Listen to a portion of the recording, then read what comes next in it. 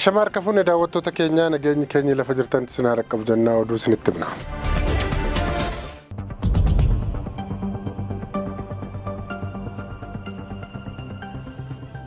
Tigraay Mokonii keessatti waraanni adda bilisummaa uummata Tigraay har'a namoota nagaa irratti dhukaasa baneera. Raayyaan muddama keessa oolte. Bulchiinsi godinni kibba Tigraay amma jiru bulchiinsa obbo Geetaachoo Raddaan muudan keessaa kan adda bilisummaa uummata Tigraay fi waraana isaatiin hin hoogganamiin hafedha. Bulchaan godina sanaa obbo Haftuu Kiroos achirraa kaasuuf humnoonni sadan yaalaa turanii fi ammas itti kakataa jiru.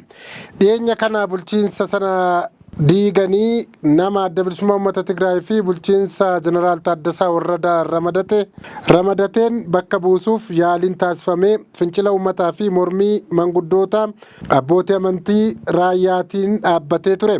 Waraanni magaalaa Maacoo fi Mokoniifaa humnaan seenee ture gadhiisee ba'uunsaa numa yaadatama. Har'a immoo waraanni adda bilisummaa uummata Tigraay kutaa Armii 43 jedhamu magaalaa Makonii seenee uummatatti dhukaasee yoo xinnaate namoota nagaa 6 akka madeesse bulchaan godinichaa obbo Haftuu Kiroosii fi jiraattonni Mokonii dubbataniiru. Waraanni adda bilisummaa uummata Tigraay jalqaba irratti magaalaa Mokonii seenee koloneel Hallefoom nama jedhamu qabuuf yaalee osoo hin milkaa'in hafe.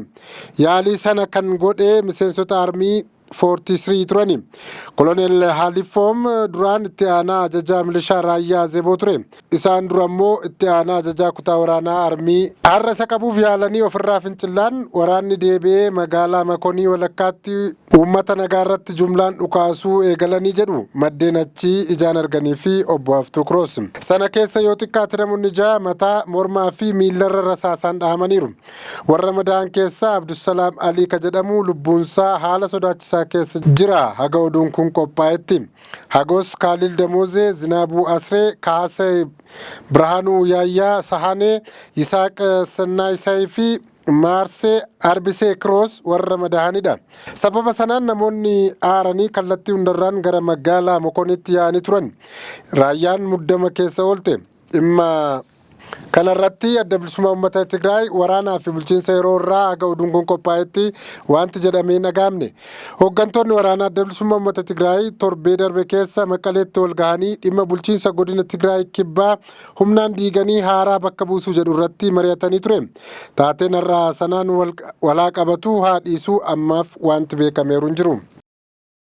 Mootummaan baatii fulbaanarraa eegalee hojjettootaaf fooyya'insa daballii miindaa taasisuuf murteesse. Mootummaan Itoophiyaa fulbaana bara 2018 akka lakkoofsa giiziirraa eegalee hojjettoota mootummaaf fooyya'insi daballii miindaa taasisuuf akka jiru ibseera. Komishiniin Siivil Sarvizii Federaalaa ibsa har'a baaseen mootummaan haala jiruuf jireenya lammiilee fi hojjettoota fooyyessuuf tarkaanfii fi dandeettiin biyyaa eeyyamu fudhachuudhaan hojiitti jiraachuu ibseera. Haaluma kanaan mootummaan hojjettoota mootummaaf fooyya'insi daballii miindaa taasisuu murteesseera. Fooyya'insi kanaan miindaan hojjettoota mootummaa inni gadi aanan qarshii 4,760 irraa gara qarshii 6,000 akka guddatu ibseera. Miindaan hojjettoota mootummaa inni olaanaan ammoo qarshii 21,492 irraa qarshii 39,000 akka guddatu dhaga'ameera. Miindaan ka'umsa eebbifamtoota digirii jalqabaa qarshii 6,940 irraa gara qarshii 11,500tti fooyya'as jedhameera. Miindaan hojjettoota siivil sarviziin ala dameewwan garaagaraa keessatti bobba'anis kan fooyya'u ta'uu komishinichi beeksiseera. Fooyya'insi daballii miindaa kun baajataa dabalataa qarshii biiliyoona 100 fi biiliyoona 60 ol gaafachuu kan ibse. Komishinichi baasii mootummaa waliigala waggaatti miindaaf baasu qarshii biiliyoona 500 fi biiliyoona 60 ta'uu hubachiiseera. Israa'eloonni 100,000 lakkaa'aman kaleessa hiriira ba'uun waraana Gaazaa keessaa morman. Namoonni 100,000 lakkaa'aman Israa'el keessatti hiriira ba'uun waraanni akka dhaabbatuu fi namoonni Hamaas butee akka gadhiifamaniif akkasumas mariin karaa nagaan akka gaggeeffamu gaafachuu eegalanii. Hiriirri guddaan kan gaggeeffame magaalaa Teel Aviv addabaabayii Hostage Square jedhamuttidha. Hiriira dilbata kaleessaa gaggeeffame irratti qindeessitoonni hiriirichaa karoorri Israa'el magaalaa Gaazaa dhuunfachuuf qabatte itti deemaa jirtu lubbuun namoota 20 ta'an harka Hamaas jiranii balaarra kan buusudha jedhan. Hiriirri akka biyyaatti yeroo tokko gaggeeffamee fi qaama hiriira guddicha gara fuulduraatti gaggeeffamuuf jiru ta'ee kanarratti daandiin waajjiraalee fi iddoowwan iddoowwan tokko tokkotti yuunivarsiitiinis cufamaniiru. Ministeerri muummee Israa'el Beniyaamin Netanyahuun hiriira sana balaaleffataniiru. Akkasumas adeemsi akkanaa Hamaas ejjennoo isaatti akka cimsu taasisa ka jedhan Netanyahuun hiriirri akkanaa hojii butamtoota gadhiisisuu irratti hojjetamaa jiru irratti gufuu ta'a jedhan.